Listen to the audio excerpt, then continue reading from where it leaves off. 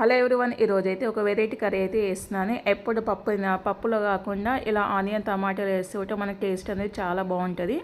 ఇంకా ఒక గిన్నె అయితే తీసుకున్నాను. గిన్నె వేసేసుకొని ఆయిల్ వేసుకొని జీలకర్ర వేసుకున్న తర్వాత ఆనియన్స్ అయితే సన్నగా కట్ చేసి వేసుకోవాలి. కరివేపాకు ఇంకా మునక్కాయలు అయితే సపరేట్గా ఉడకబెట్టేసి అయితే ఆయిల్లో వేసేసుకొని ఈ గుట్ట మంచిగా వేగనివ్వాలి. మునక్కాయలో పీచు పదార్థం ఎక్కువ ఉంటుంది. ఇప్పుడు మనకు ఈ చలికాలంలో మునక్కాయలు ఎక్కువ వస్తాయి కాబట్టి మునక్కాయలు అయితే ఖచ్చితంగా తినాలి. ఎప్పుడు పప్పులో వేస్తాం కదా, ఈరోజు అయితే ఇలా టమాటా కర్రీలో వేసాను.